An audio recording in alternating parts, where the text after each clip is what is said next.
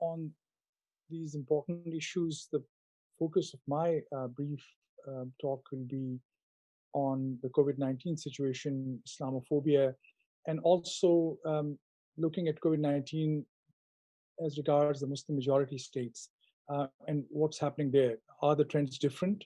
Um, and I'll start with a brief observation and then two or three points that I want to emphasize. First and foremost, the challenge that we face in terms of COVID-19 is, of course, unprecedented. The pandemic in our lifetimes, we have not seen anything like that. Yes, the world wars and the major crises, but those were more than 60, 70 years ago. In a modern sense, we have, of course, face terrorism, but this is different kind of a challenge. The way this impacts globally in terms of economy, in terms of social relationships, in terms of our freedoms, freedom to go out, freedom to do what we want to do in terms of our work and other activities. It is unprecedented. Normally, I would argue the human instinct is that when you see people in trouble or when you see people going through a sad moment or a tragedy, normally people come together. Think of a village in east or west, irrespective. People come together at the time of crisis. Yes, you can say if there's a happy moment, you may have a jealousy or some other rivalry, and you may not join somebody in your neighborhood or elsewhere in a happy or festive movement. It's your choice. But by and large, in tragic moments and in matters of sadness and crisis, people normally come together. It is such a strange moment in history that we are seeing that neither this pandemic has stopped the conflict zones, nor it has stopped the excesses that are being committed against minorities everywhere. The previous speaker, both the speakers actually touched upon things which explain this further. And so, despite the crisis, we are not seeing the world coming together. And so, my conclusion or one finding is that the health of the global community, health in terms of not only social and political, but the health of religiosity, the health of humanity globally, is pretty much in a bad state. And I would especially be thinking about religious communities, which always teach and proselytize and preach about humanity. You should think about your neighbor as you're thinking about yourself. Where is that humanity at a global level? I was recently teaching a group of international students, and they were telling us that in North America, but in other areas in Latin America and Africa and Asia, states have closed their borders because they don't want food to be exported. So no one is thinking of the other, and that's one large issue that I want to refer to. In the brief few minutes that I have, on all you need to know about Islamophobia and COVID-19, just Google these two words, COVID-19 and Islamophobia.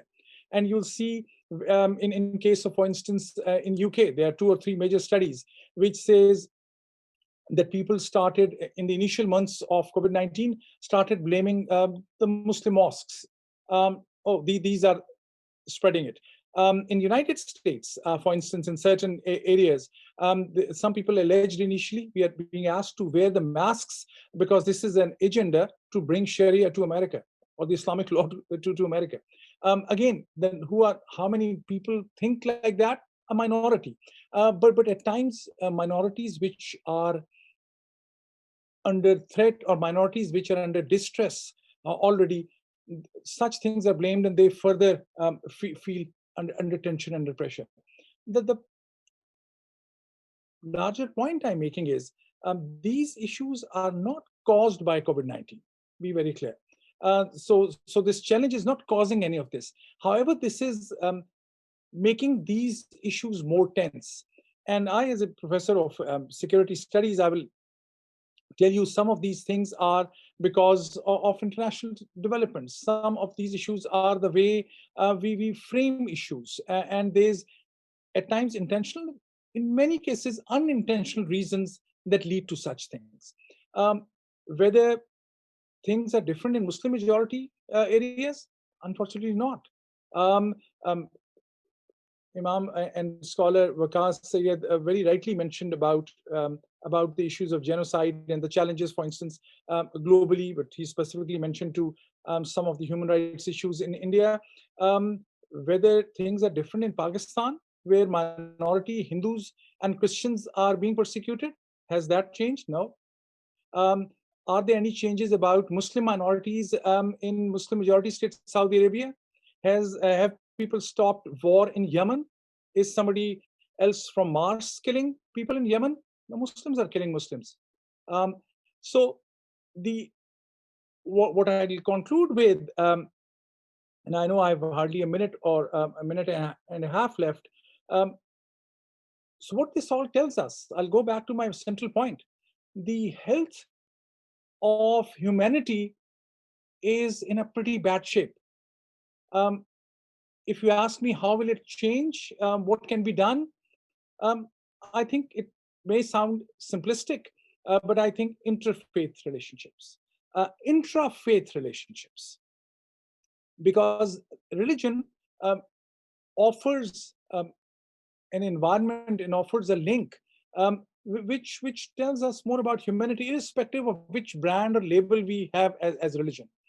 Just to consider the other, what we frame as the other, as it was previously referred to as well. That has to change. Um, I would argue also, is this injustice or inhumanity being caused by illiterate people or downtrodden only? No. In most cases, very, very educated people um, are the ones at times causing these kind of biases, prejudices, and bigotry across all religious divides. So there's something wrong the way humanity has grown with all the resources, with all the technology, with all the advancements in the system of government. We often think of democracy. I think democracy also offers an extremely important format, an extremely important frame, because democracy is built on this whole notion of rule of law. A rule of law means everyone is equal before law. At times we use the word democracy generally, and we forget what it actually implies. It implies rule of law. It implies everyone is equal, irrespective of your color, your race, or your religion. Um, so we know the answers. It's a matter of implementation. So our notions about governance, about democracy, our ideas about religious freedom, they all have to work hand in hand and in harmony. And it seems to me we are a long way off those notions of humanity. That's what the path has to be. Ultimately, Islamophobia or anti-Semitism, which is also an extremely serious problem in Muslim states, these things will get resolved once we'll come together through interfaith. Thank you very much.